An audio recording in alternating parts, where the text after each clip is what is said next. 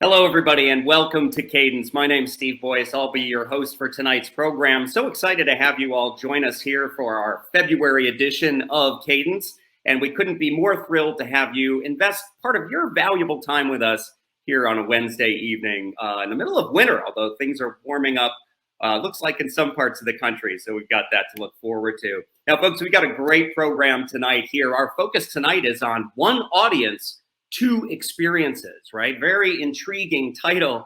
And we're going to be discussing with our great panel of special guests, who I will introduce in just a moment, about how having a parallel in-person and virtual event experience can affect your audience's overall value creation and their experience from that kind of a process. And our amazing panel will be diving into why it makes sense to augment a physical event with an online component. Can parallel events offer a better experience than the traditional hybrid model? And we'll get into what is the difference between those and how to avoid audience envy in parallel events, right? You want to make sure each side is getting the value that they need. So we're going to bring on our guests in just a moment. But folks, before we do, just a couple of program notes. As always here on Cadence, we want you to be a co-creator of this experience, right? We're looking to share our perspectives with you, but we also want to hear from your perspectives as well. So across the bottom of your panel, you're all familiar with the little chat and interactivity bar, folks. There is a chat option, so please use that function liberally throughout the program. Share your perspectives with our special guest tonight. Ask questions through the chat. Let us know what's on your mind. We'll try to incorporate that as best we can throughout tonight's program. And after we get through segment one with our featured guests, we'll be coming out to the tables to join you for a little networking and collaboration. And so we'll be looking forward to hearing more from you and what's on your mind during segment two. Now, folks, I'm going to go ahead and bring on our first guest tonight. We've got three special guests, so a packed panel and not a lot of time here to get into all of the content tonight. So I want to bring on our first very special guest. Welcome to the program, Alana chaffetz. Alana is joining us tonight. Alana, how are you? I'm great. Thanks for having me. I'm excited to be here to chat with everyone. Well, it's great to have you, Alana. And let me just introduce you to our audience tonight. Alana is a passionate supporter of grassroots movements and advocacy work. She's dedicated to helping others. As customer success manager at Gather Voices, she works with clients to develop strong and sustainable video strategies to help them achieve their organization's goals. So, Alana, it's great to have you on the program tonight. Where are you broadcasting from this evening? I'm in the Virgin Islands. I work for a very lovely company called Gather Voices, and we've really, all as a team, embraced the virtual experience and being able to work from wherever we want to be. So this week, I'm out on an island. Fantastic. And if I understood correctly from the program notes, you're normally in a northern climate. Correct? Yes, I'm normally in Chicago, which is very cold right now, so it's nice to be somewhere a little warmer. Good timing for your trip south. Yes. Now, Alana, love to have you maybe augment our short intro of you for our audience. Tell us a little bit more about yourself, what you do at Gather Voices. Yeah, well, your intro was so lovely, so thank you so much for that. I'm the customer success manager. I'm actually the first one that Gather Voices ever hired. So I've been with the company for a long time, and it's really my job to work with our clients and help them, like you said, with their video strategy. That can really run the gamut on subject and goals, but certainly events is one large area that I'm consistently helping clients with. Before COVID hit and things were all in person, and then through COVID, taking a look at how to move things virtual and keep them engaging. That's definitely been a big part of my job. Fantastic, Alana. And I bet you've got some stories to tell, what we've all gone through over the past couple of years. Yes. We're going to get into that in a little bit here when we bring our other panelists on. Alana, it's great to have you join us tonight. Let's go ahead and welcome our second special guest, Joseph Gerstel. Joseph, why don't you join the program here tonight? Now, Alana and I on stage. There he is. Joseph, how are you this evening? Hey, good. How are you? I'm doing fantastic. Now, as we've done here, I've got a short intro that's been provided. Joseph Gerstel. This is the part that makes me very uncomfortable. Go ahead, Steve. Well, we have to let our audience know who you folks are and your great credentials. You are an innovator, novelty seeker, and all-around fun person. Joseph is the founder and CEO of Get Some Class. Love your background as well. After leaving a very expansive legal career to grow his business, he's turned his company into a leading service for virtual events. Joseph, great to have on Cadence tonight. Where are you broadcasting here from this evening? I'm also on an island today, actually. It's a bit less exotic, I will say that. It's Long Island as opposed to the Virgin Islands, which just, sounds very exotic. But I'm on an island too. We support, remote work. I just happen to be in my house on that island. Fantastic. I love that. I thought you were maybe going to go to a metaphorical place, that you're on an island all by yourself, but you're literally on another island. We'll see if Leslie can round out the trifecta here when we bring her on. Joseph, we learned a little bit about you in the intro, but tell the audience a little bit about Get Some Class and what you do with your organization. Yeah, so we are a virtual social events company, which means we leave the technical and the audio visual and all those kind of stuff to you guys, and we handle the fun. So, whether that's running a cooking event, bringing a DJ for a Name That Tune game show, having an espionage game run by, a trained facilitator, or all sorts of other programming like that, we do that. We also curate packages like charcuterie packages or raw ingredient food packages or our packages or whatever the hell you want, honestly. And we ship them to everyone involved. Well, internationally depends on, we're not shipping steaks internationally, but we'll ship steaks around North America. Maybe yeah, that's what we do. Impossible steaks could make it, right? Do they make impossible steaks yet? I know what? Burgers. We'll try sending one to the Virgin Islands, and we'll let people know once we're done. We're doing some real-time innovation here on Cadence. I love this. And the FDA is listening. We'll adhere to all food safety rules and so forth. Oh, let's not talk about alcohol shipping if the FDA is listening, okay? It's all done by the book. Joseph, great. We hope to learn more about some of the programs that you're implementing with your clients. And we want to go ahead and bring Leslie Bailey on to join us as well. So let's bring Leslie on. Hello, Leslie, everybody. Great to see you tonight. How are you this evening? Great. I hope everybody is ready to learn about parallel events, as I think this is a new term that we're all learning together. Indeed, Leslie, and I appreciate you serving on behalf of our audience to try to get us through the intros to the program we're going to get to really soon. But first, there is a burning question that our audience wants to know. Are you broadcasting from an island tonight? No, I am broadcasting from the place that Alana got away from. I am in Chicago while it's currently flurrying, so she got away just in time. Well, we almost had 3 out of 3, but 2 out of 3 isn't bad. Leslie, it's great to meet you. Of course, I owe a short intro for you as well. Leslie has extensive experience in the virtual, physical, and hybrid event industries and is currently Executive Director of Client Success at Cadence. She empowers clients with the right tools and knowledge to enhance engagement and experiences. Leslie, add a little bit more to the brief intro. Tell us a little bit about what you've done in your career, and then we'll jump into tonight's topic. Yeah, so I'm one of the lucky people that's actually been in digital events since about 2009. So when I tell people what I do, they ask me how it was to pivot. I luckily didn't have to pivot. I already knew exactly what was going on. So I'm really happy to help people who are just now getting into it. Hopefully, since they've gone over the 2-year hump, they have a little bit more strategy going on. But I help clients and I help contractors we work with as well really develop that digital strategy and hybrid, because hybrid is now coming back, hopefully in full force, to really strategize what their attendees are looking for, what their expectations are, because it's so important to now set those correct expectations in order to get the quality attendee experience you're looking for. So I help them with that strategy and also give them a little bit of background on how things were and how they can be.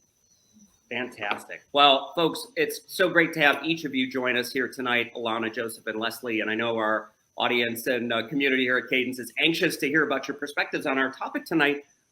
This is really fascinating to me. And Leslie, I'm going to start with you because you kind of had a nice segue here around 1 audiences and 2 experiences. And you mentioned that we're seeing some trends with hybrid coming back. So I want to first open up with this panel and make sure we level set with our audience. When we talk about parallel events or experiences, or hybrid, these different modalities, I've heard that's a fancy word. Leslie, from your perspective, what do some of these terms mean? Yeah, so parallel and hybrid to me are completely 2 different things. So hybrid to me is an additional thing that you're doing to get that other piece, that virtual audience in with your in-person. While that is great, everybody is expecting you to have a virtual component now. It's very rare that you don't. That's what they're looking for. But when we're talking about parallel events, you're talking about creating two different experiences. The reason I say that, I was actually going over this with a colleague the other day, and I like to use the phrase now, sharing, not comparing, because when I was doing in-person and virtual, I did both at the same time at my previous company. People are comparing their experiences all the time, and you don't want that with a parallel event. And it kind of gives you the freedom to also create that. That way you're getting more useful feedback in what worked and what didn't. It's not that in the in-person, they had this great experience, they had this great group work, and I was just sitting there waiting for them to get done. So parallel gives you a lot more freedom to create these experiences and get that feedback from both of those audiences about what really worked, what they loved about it. And then you can build on that, and it creates a whole new strategy over and over again for the events that you're continuing to run it each year. Fantastic. Leslie, I appreciate you opening this up for us and providing kind of that first overview of the parallel experiences. We're going to come back to sharing, not comparing, because I always thought it was sharing is caring, but I'm going back to Care Bears days. And not in all instances, yeah. That's right. That's true. Okay, great. So I'm going to pivot over to Alana, because I think that was a nice intro that Leslie provided, Alana, about these parallel experiences. It's really like two different experiences going on at the same time, if I remember what parallel means. Let's contrast that with hybrid a little bit. How is that different from what a hybrid experience is? Can you help shed a little bit of light on that for us? Yeah, it's funny because really these two separate terms are relatively new to me as well. And the space that I have been existing in people have only been using the word hybrid. So to me, that means one main event.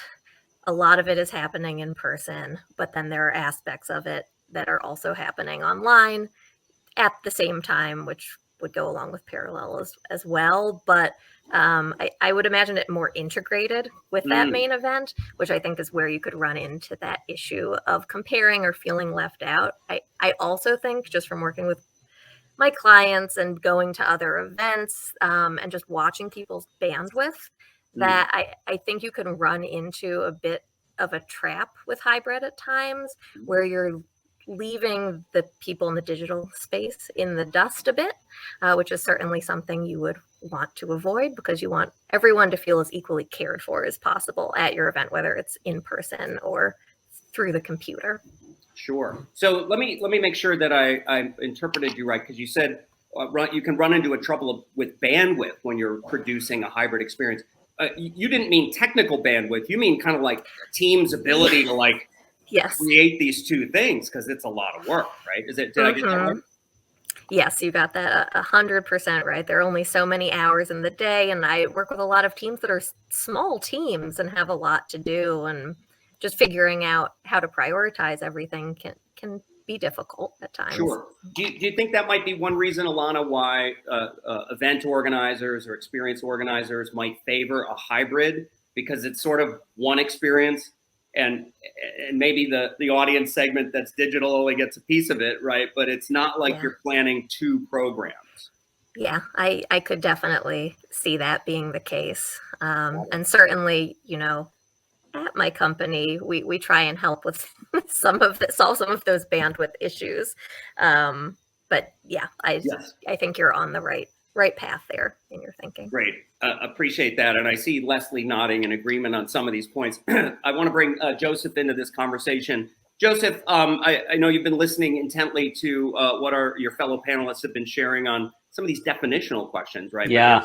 It actually, I'm learning there's some real pros and cons to some of these approaches. Now, you left a lucrative and productive law career, from what we learned in rehearsal, to do a crazy thing like produce virtual events, right? So as you're hearing this, what resonates with you as you're hearing about these different modes of delivering experiences?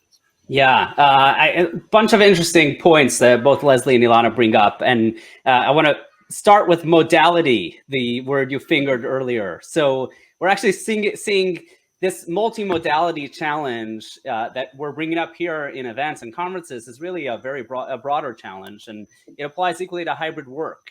Having people in the office when some of the people are remote, we're trying to bridge a divide of human experience in a way that it works for both of these populations. And it's kind of interesting to see this challenge, replicating in different environments that are kind of analogous to each other.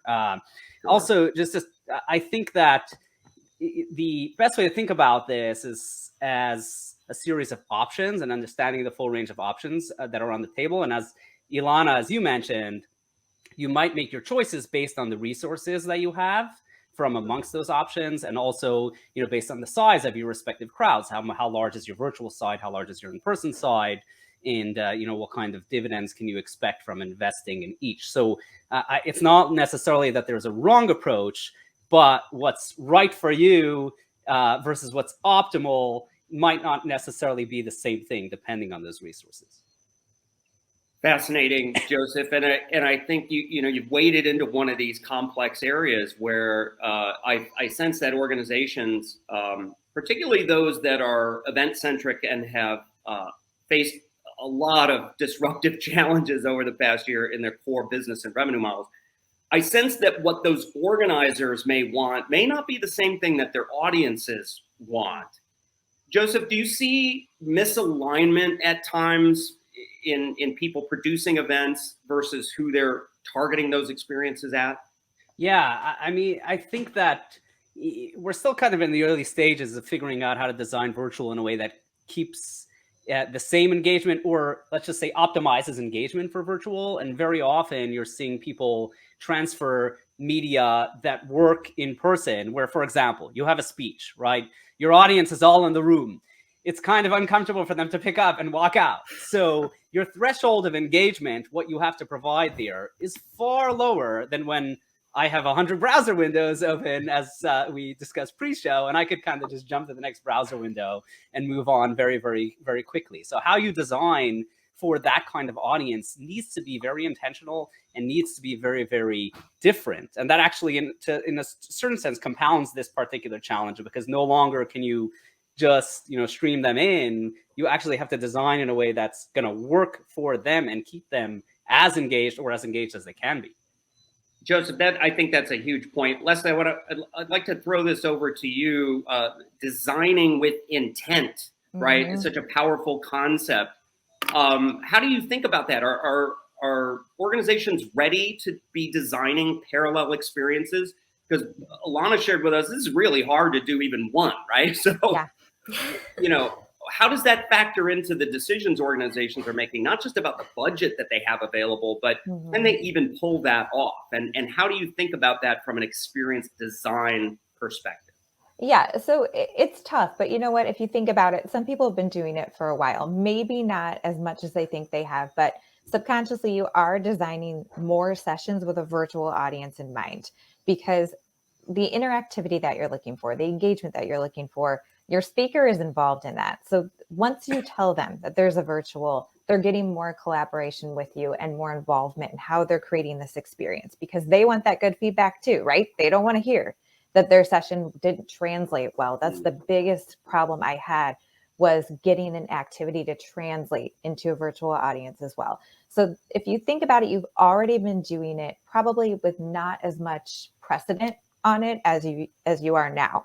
But with the design, you have to think about it with more people might choose to go virtual. We have no idea how this has impacted everybody's thinking of traveling, of being in big groups of people. Some people have decided they do not like it. It wasn't for them, and now they know it wasn't for them. So you are now kind of thinking with more of that in the forefront than you were before. So now kind of taking, and you can always take a look also at how you're promoting and how you're surveying these audiences, because if you're surveying them to see what they really want, that's going to help your design. If you would tell me, Steve, that you'd rather go virtual, I'm going to look at you. I'm going to look at what you're coming from, if you've been a past attendee of mine, and what education or sessions or interactivity you were looking for. And I'm going to design based on that. So they can actually pull from a lot of their legacy designer information they had, but now they're more cognizant of designing with that in mind. That's fantastic. And it's very heartening to know they can leverage all the stuff they do typically and have done, right, in designing two kinds of experiences. It's really interesting to me, though. because I think the world's changing in events, and not just because of COVID and Leslie, all the challenges that you raised that we had may not even have time to get into, right? That just the sort of, you never know when the change is going to stop, right? Mm-hmm. And yet it strikes me, Alana, and I want to get your impression on this, that maybe there's a bit of a power shift now in the event and experiences world, that it's not so much about the show producer, the show organizer, right, saying, here's the experience you're going to have. Because that may not cut it anymore now that people have been given a taste of a variety of modalities. We're going to use that again. It's my big word for the night. And so does that suggest, Alana, that attendees, other participants in these programs may have more power? Leslie seemed to be suggesting that organizers are going to have to play to that. They're going to have to deliver value if they want to maintain their communities. Is that a fair assertion? Yes, I would agree with that. There are so many options out there, especially now that we have virtual events. So you really do need to find a way to engage your audience and set yourself apart and make them want to come. And your attendees' feedback, I think, is a really important part of that. Something I work with my clients a lot on is the engagement with your attendees is not just during the event. It needs to start before the event. It should ideally go on after the event. So it's thinking of an event, not just like the event proper, but this whole almost year-round experience. And if you start engaging with them in these other ways, that's such a great opportunity to learn what they actually care about, what they want to see, so that you can make, the day of the event or the week of the event even better. I think that's such a fantastic recommendation, Alana, that constant engagement or always on engagement. We've heard some different fun ways to phrase that, right? But less episodic, more regular, right? That whole notion went in a little bit to the naming of this particular program series, right? And it's kind of about developing that regular interaction. And I really like the way you suggested that people can learn then from their communities and audiences as they go through those experiences, understand more about what they're looking for, not just in terms of content, but also the way that content is delivered, how much interactivity might be afforded through the experience. 100%. I mean, we can sit here guessing all day on what our communities want to see, but we're never going to get better and learn if we don't ask questions and really listen to one another. Do that every day at my job. I love feedback. So that's wonderful. Yeah.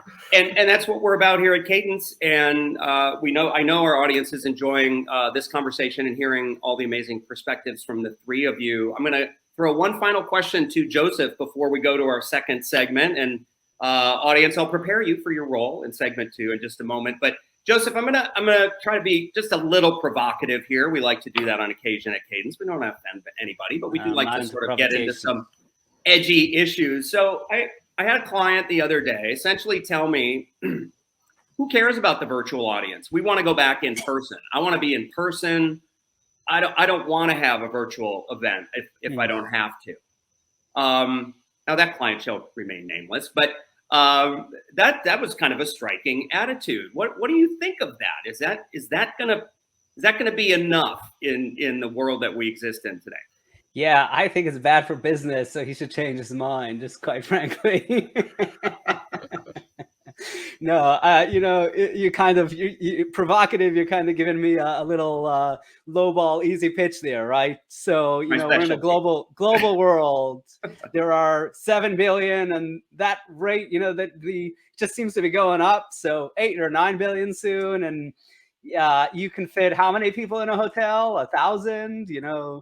5,000 in a big convention center. So, like, if you're doing this well, your capacity for virtual, depending on your audience and what kind of organization you are, obviously, but the potential reach is just like orders of magnitude larger than what you could have previously done. Yeah. And so that the virtual side of it could become, if you do it well, much more valuable than the in-person side. But there's kind of value to each. But it seems a bit short-sighted to ignore the fact that you have no spatial limitation and no geographical boundaries. I like that perspective. I will share that advice with said client at the appropriate time when I'm feeling in the right mood. Wonderful. So folks, this was a great opening segment, and thank you to our community out there in Cadence for listening attentively to our wonderful panel. Folks, we know we're up against time limits, so we can only get into so much detail here, but that's why in segment 2, we build in an opportunity for you, our community, to help us co-create the rest of tonight's program. So the 4 of us are going to come out from the broadcast. We're going to join you out at the tables. We're looking forward to engaging with you, getting to know you. We'd love to learn about, what did you like about segment 1, right? What questions do you still have? What challenges are you facing as you're designing experiences and trying to weigh these choices of what do I give my in-person audience? What do I give my virtual folks? Are they going to be upset with each other? And probably other questions as well. So we've prepared our special panel here. They have a task to go out and meet with you, and they're going to come back in segment 3 and do a little bit of reporting and share your perspectives with all of us so that, again, we can have that nice co-created experience. So with that, Alana, Leslie, and Joseph, thank you for a great opening segment. Let's go ahead and jump out to the tables, and we'll see you out there in just a couple seconds. Thank you.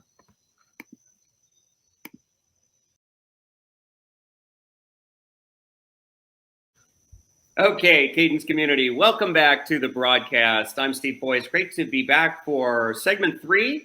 It's always hard for me to choose which is my favorite segment, so maybe we'll do a lightning round with our special panel here before we wrap up tonight and see what their favorite segment was. But I suspect you guys had a great time out at the tables. Leslie and I had a great conversation with some of our community members here, so I'm just going to go ahead and throw it out to Alana to get started. Alana, first of all, I don't know how you're focusing on these deep issues about parallel events and hybrid events while you've got the Virgin Islands in the background. But I suspect it just sparks more creativity. What were some of the conversations that you were engaged in at the table? What was the first thing that you'd like to share tonight with us? I think feedback, sorry. I think the first thing that I noticed and really loved was just the enthusiasm from everyone at my table. It was just a really nice group of people, and it was nice to see people excited about what they do. So that was the first thing. And Excellent.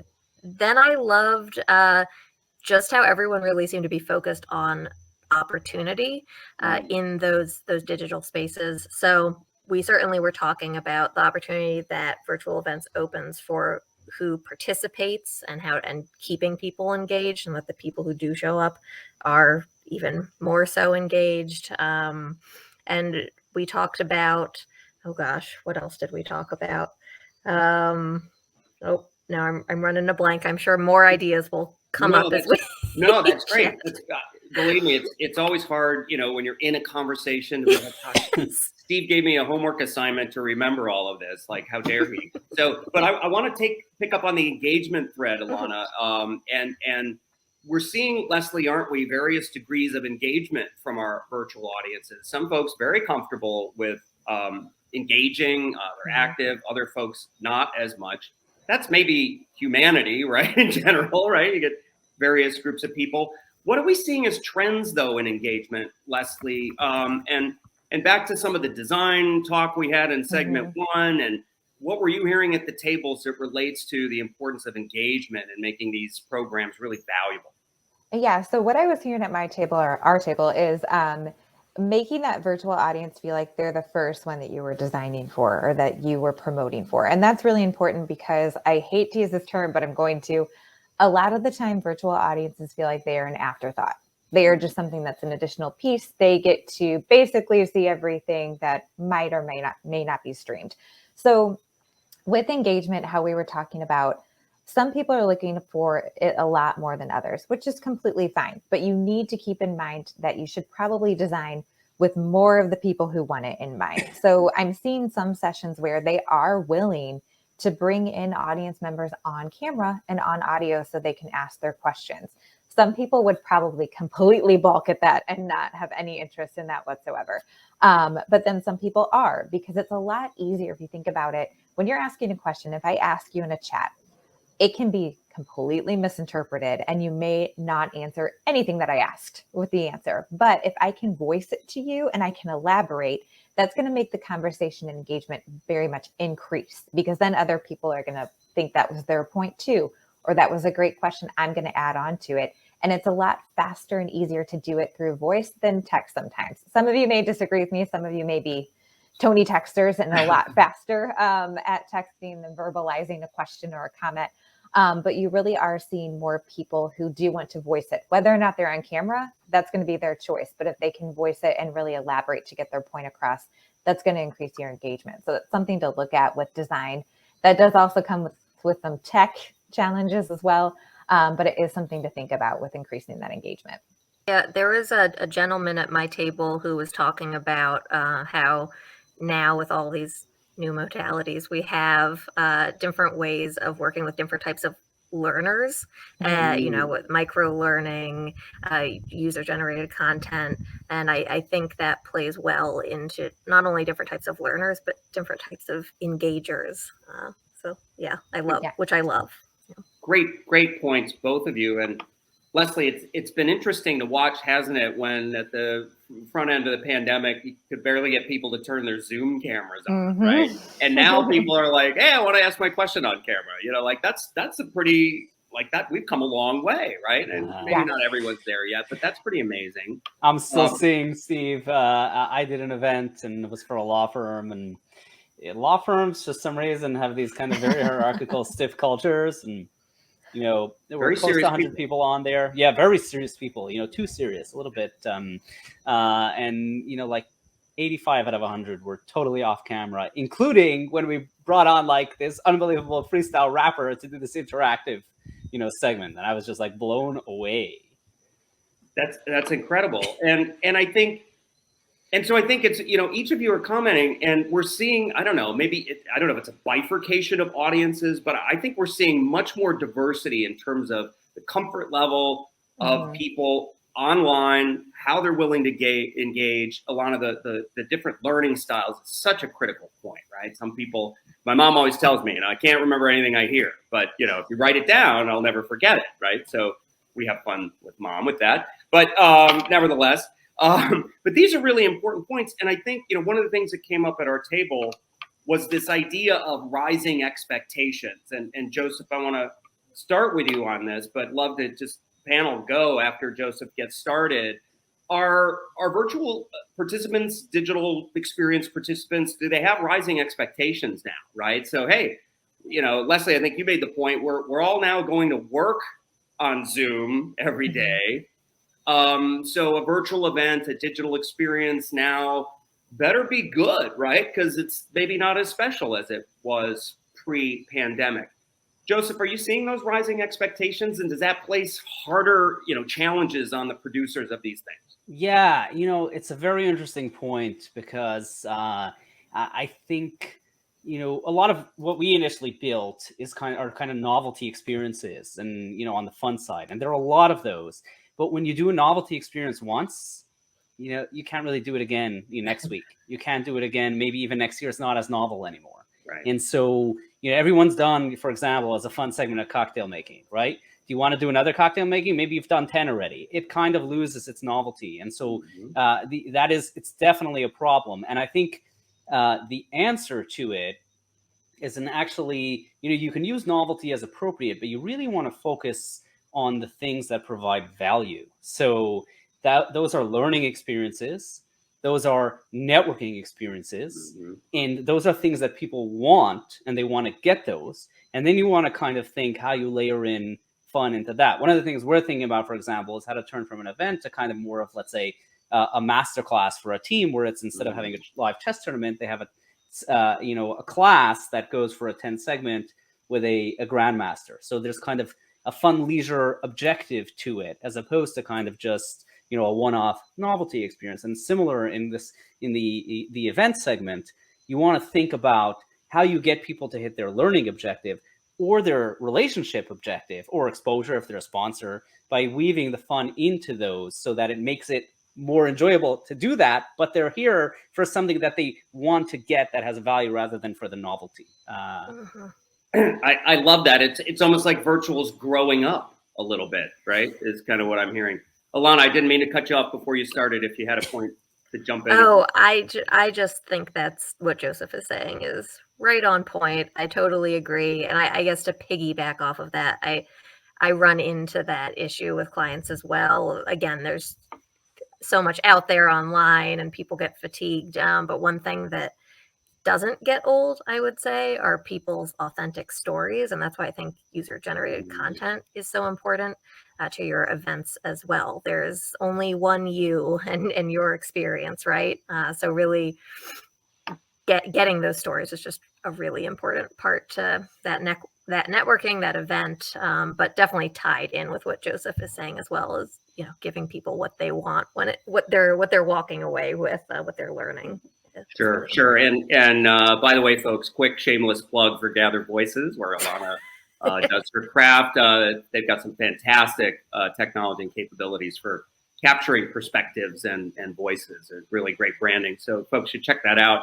And just Alana, quick follow-up. I can't help myself because we intentionally we do segment 2 here on Cadence like we do because we want our community to be involved. We value their perspectives. We certainly, me as host, I don't have all the answers. I don't have any answers, right? I know my panelists always have great answers. Such humble ignorance, Steve. Such humble ignorance. I know. Well, I have a very narrow role here, Joseph, and they keep me within my swim lane. But what's great, right, Alana, is we've got our perspectives and voices from our community built into segment 2. And as you talk about, give them an opportunity in the event to participate. Does that make people feel more valued if they have an opportunity to participate?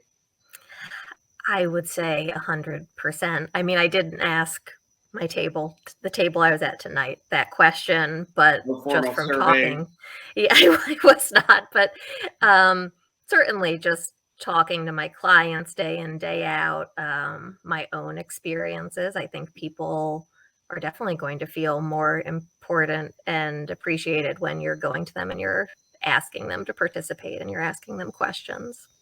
I think that's an excellent point.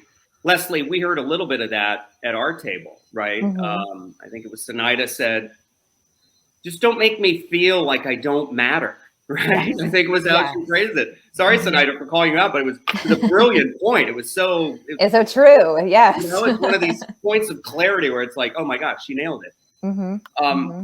What do you say about that, Leslie? Are virtual audiences being treated as if they don't matter? Are they the side of fries, the afterthought that you mentioned earlier? I don't want to say don't matter because of course they do, but I think it all starts with design and promotions. So I gave the example of I've seen where we really heavily promote an in-person event and there's one line of copy at the bottom that says there's a virtual component.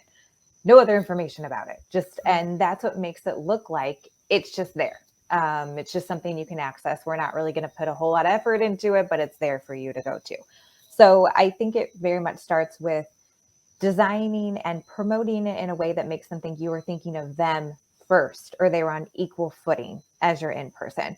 That's going to be tough. I was telling Sinaida that's going to be new territory for a lot of people because we haven't had that line of thinking at all. I don't even say in a long time we haven't had it. It's always been our in-person is kind of our moneymaker, our big main show. That's what we're going to do. But we're going to add this virtual component and whoever can't come can just access it. So it really starts with your design and your promotion. You need to think about that first. And if you think about it, the easier part is seeing what you can put on your virtual because you have to think of speaker rights, who's going to give you permission to stream, who's not, and build it out of there. But it comes with your promotions and your design. Those are the first 2 building blocks. And kind of starting with that virtual is going to make them feel like you did think of them when building your session agenda and what they have access to and what their experience is going to be. Yeah, there's also, I think that beautifully addresses, Leslie, the kind of preparatory promotion and structuring that's necessary to signal to them that, that's kind of, you're taking them seriously. I think the parallel or complementary element to that is also ensuring that during an event, you create ways that allow people to be noticed as having attended virtually. And there's probably creative ways to do that. So, you might have people actually pass through a greeting room where there's someone who's the face of virtual welcoming them and then passing them the link on to kind of the main room or whatever, next portion of the program is. You might have a dedicated virtual host who's their guide throughout the course of the program and who's funny, a comedian or something like that. Or otherwise someone whose job is to be the greeter, chat with individuals, welcome them, say, so that their participation is seen and acknowledged in one form or another, or ideally in many touch points. And they're not just kind of somebody who showed up on Zoom and they're hidden somewhere, or somebody who showed up on whatever technology you're using and never got noticed and just popped out. Yeah, so QR codes obviously have become very popular as of late, and that something we talked about at the table were these virtual space tactics that people learned, but then held on to even as we're going back into person because they saw how well it worked. And one example that jumps to mind is I had a client who created a welcome video, put it on a QR code, but instead of people scanning that from their computer, they had it on handouts at the hotel rooms. So when people got there, they could watch this welcome video from this person they recognized. And it was an amazing kind of personalized way to just welcome everyone to that event. And that works virtually and in person. So yeah, a lot of cool things you can do. That's really cool. And I think, that's been one of the challenges, I think, as we move back to, I don't know what the right verb is, hybrid, right? And I know folks were running over. We technically got till 7:30, although we're eating into the post-program networking segment. So I will get disciplined for this by the production team later. But I'm really enjoying this conversation, and they're just feeding me some great comments from the chat, and I want to get this stuff in because this is really good. So right with hybrid, Alana, Joseph, Leslie, I think, and Sinaida notes this in the chat, it seems like there's such an effort to try to make it an integrated experience and sort of give everybody the same thing, kind of, sort of, not, but by nature, the virtual experience has to be different because you're not in person at the hotel having the lunches and the social gatherings and the different networking things in the same way that you would virtually. And so I guess the question that I'm trying to drive towards is hybrid already something that we should retire as a concept? Or is there value in trying to create integration, participation opportunities between your separate audiences? Big question. Should we retire this notion of hybrid and just go parallel? Or is it? Sorry, Steve. I got excited. I love the idea of having audiences who are in person or virtual, finding ways for them to engage with each other. That seems like just a very clear win to me. People want to network, and the more they can network with each other, the better. But I do think it would be a mistake to try to make that virtual experience exactly like the in-person experience, because like you said, they're very different. And there are things you're going to have the stamina for at an in-person event that you're just not going to have the stamina for virtually. Sitting on a chat for 8 hours would be torturous. Whereas in person, it can be a little more fun. You can take some breaks. So I feel like you really have to think about that when you're designing your programming. Good point. And Joseph, what about your perspective? Because I love Alana's optimism, and I too would love to see us find a way, right, to have the audience interact, right? And it's hard. It's really difficult. It's hard enough getting them to participate digitally, and now you want them to cross into a different modality, and it feels like a sci-fi adventure movie. But Joseph, some of the programs that you're running at Get Some Class, are those good substitutes for what's going on site? You know, the hotel lunch, or you grab the coffee with someone you're trying to sell to or whatever. Has that been effective in some of those modes? You emphasize networking, you emphasize learning in some of these things. Is that filling the void for our virtual audiences? Yeah, I think in each session kind of depends on its objective. So if you're having a lunch, and you want to kind of make sure that the virtual people don't feel left out, you can have a lunch or some sort of food program there as well. If you're focusing on a networking objective, you kind of want to tweak. You can network over lunch, right? in an in-person setting, but you don't want to kind of pull that into Zoom or whatever technology you're using, because it's not the same. People don't network eating over Zoom well, especially with strangers. And so you kind of, if your goal is relationship, you want to design around an activity that's intended to build relationship. If your goal is just fun, you want to design around super fun, high charge activities. So you have to think very differently, I think. And so what you might do you might have certain things where you could kind of match nicely. For example, you can have like same dinner or lunch gets sent to the virtual people as in person, and that's cute. But what you're doing in each space, I think you have to be thoughtful to make sure it fits that space well. Great advice. I'm imagining people eating a bowl of soup digitally, and it just, could be a disaster. My soup today was You've lovely. done a wine tasting on Zoom, right? Yes, I have. So the first thing that every winery did was migrate its wine tasting onto Zoom, and it just doesn't work well. It's like we're all sipping, but like, yeah, now what?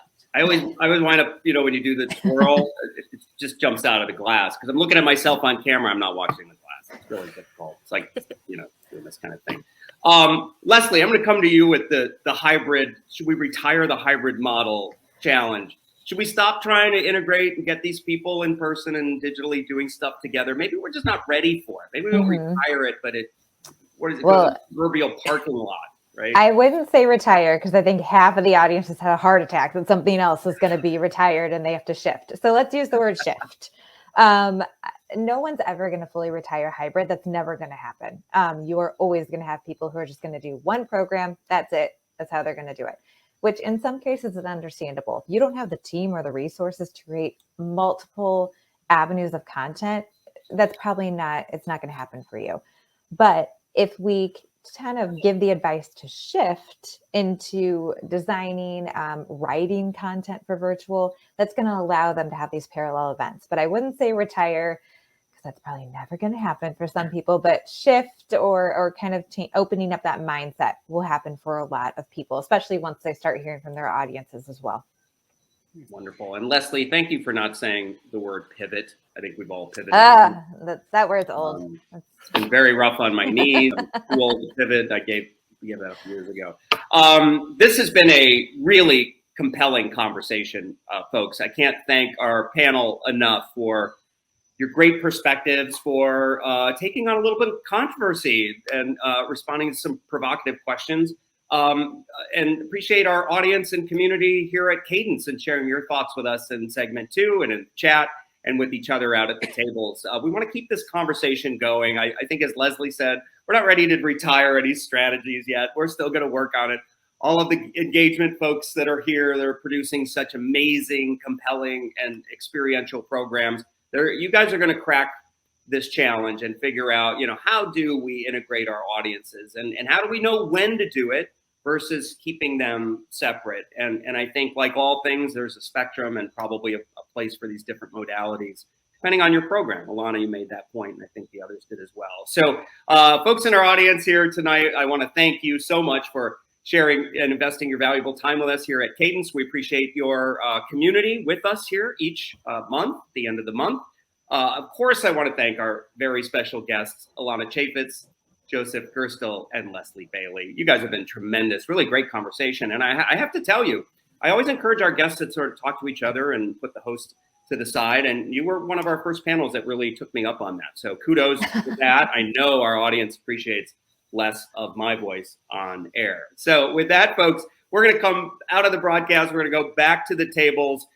We do appreciate you joining us here each month on Cadence. There'll be more information on next month's program, but I hear that we're going to be focusing on something called cross-culture communication in a virtual world. Very exciting.